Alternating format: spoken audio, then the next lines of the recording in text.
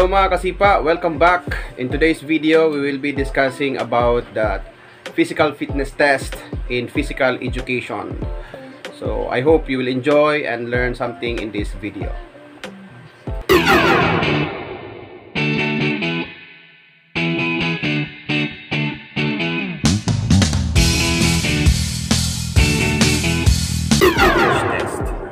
This lower body workout isolates and strengthens the glutes, hamstrings, the core stability muscles, the hip muscles, the lower back muscles, and strengthens the stabilization of spinal cord.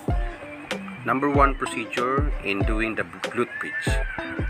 1. Lie face up on the floor with your knees bent and feet flat on the ground. Keep your arms at your side with your palms down. Number 2. Lift your hips off the ground until your knees, hips and shoulders form a straight line.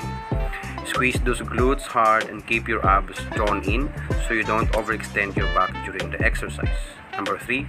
Hold your bridge position for a couple of seconds before easing back down.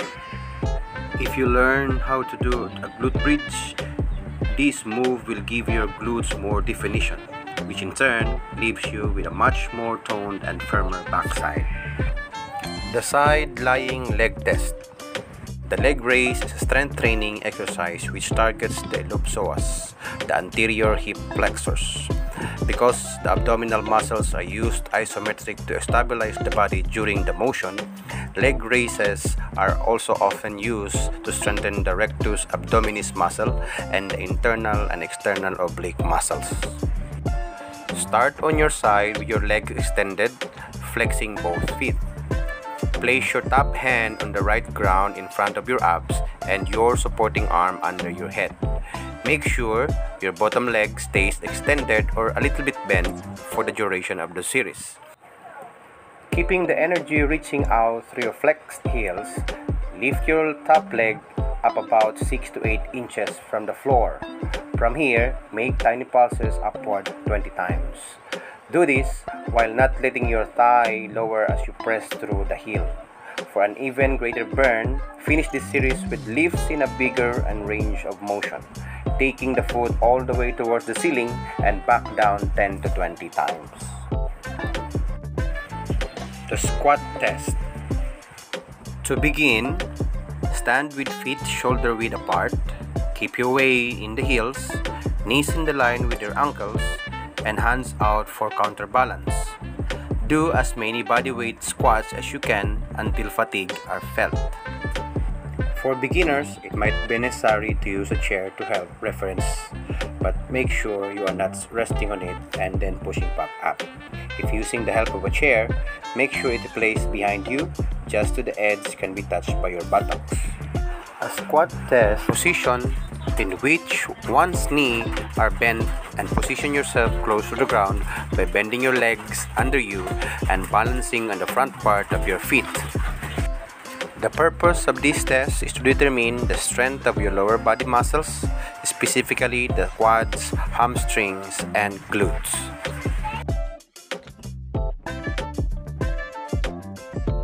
Your toe test. Procedure. Stand erect and your feet slightly apart. Bend at the waist to lean slowly forward and attempt to touch the ground with your fingertips. Bouncing and jerking are not allowed. The examiner holds a ruler on the ground, the 0 mark at the ground level. The knees must be kept straight. This test measures the flexibility of the lower back and hamstring muscles, similar to what is measured when the sit and reach test performed while sitting. Lower back flexibility is important because tightness in this area is implicated in lumbar lordosis, forward pelvic tilt, and lower back. Here are some advanced techniques of testing your flexibility in this touch your toe test.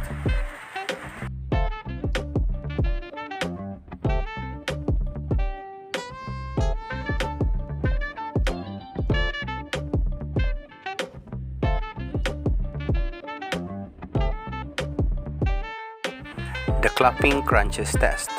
Procedure. Lie down on your back with your knees bent. feet flat on the floor and your heels about 18 inches away from your behind. Place your arms at your sides, palm down, fingertips next to your hips. Clasp your hands between your left and or right legs throughout the test. Just like abdominal crunches, engage the abs to lift your head, neck, and shoulder blades off the floor. Return to the starting position to complete 1 rep. Repeat this as many times as you can in 60 seconds. The abdominal curl or crunch test is used to measure the strength or endurance of the client's abdominal muscle. The purpose, technically referred to as the partial curl-up test, measures abdominal strength and endurance, a combination that more truly reflects for fitness level than the strength test alone. This test is a better choice over the standard sit-ups because crunches are safer for the lower back and target the abs better. A timed crunches test can also be done anywhere. Trunk rotation test. Procedure. Mark a vertical line on the wall.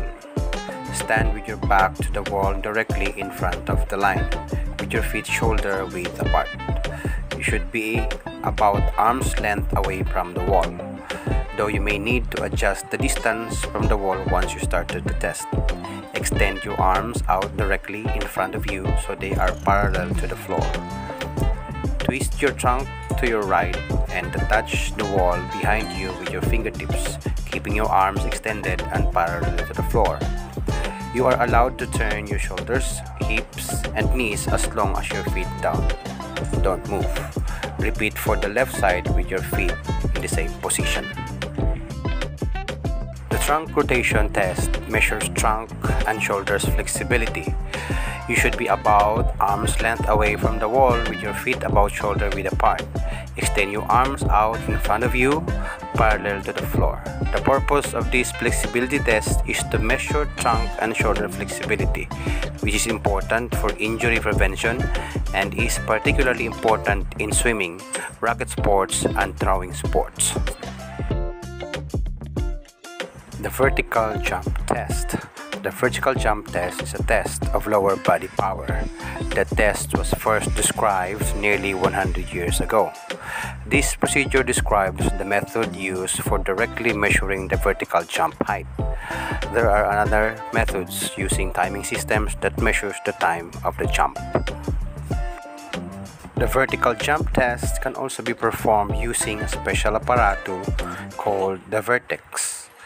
Jump height can also be measured using a jump mat which measures the displacement of the hips.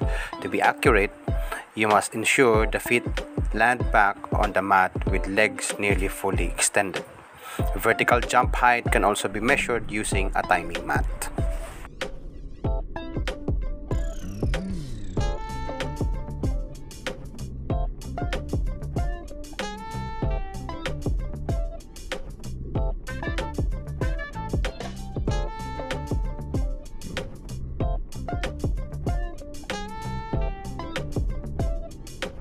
Push-up test. Procedure: face a wall standing a little farther than arm's length away, feet shoulder width apart. Second, lean your body forward and put your palms flat against the wall at shoulders height and shoulder width apart. 3. Slowly breathe in as you bend your elbows and lower your upper body towards the wall in a slow, controlled motion. Keep your feet flat on the floor. Number 4, hold the position for a second. Number 5, breathe out and slowly push yourself back until your arms are straight. Number 6, repeat 10 to 15 times. And number 7, rest, then repeat 10 to 15 times more times. The purpose of these push-ups will strengthen your arms, shoulders, and chest. The 40-meter sprint. Number 1, stand behind the straight line as a starting line. At the signal, run fast as possible to reach the finish line. The 40-meter sprint is administered to measure running speed. Most events are best performed if one has the ability to run fast for a short possible time and with high intensity.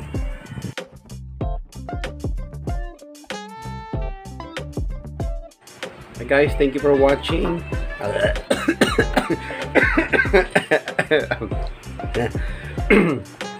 Mga kasipa, thank you for watching. If you like this video, please don't forget to share and subscribe. And don't forget to click the notification bell for more notification for new updates or blah blah blah. I don't know what I'm saying right now. Okay, ulit. Ano yan? Okay. Mga kasipa, thank you for watching, and I hope you find this video helpful. And if it's so, please like and share, and don't forget to subscribe. At the same time, click the notification bell button for more updates for upcoming videos. Coach Mark is signing off. Mga kasipa, fighting!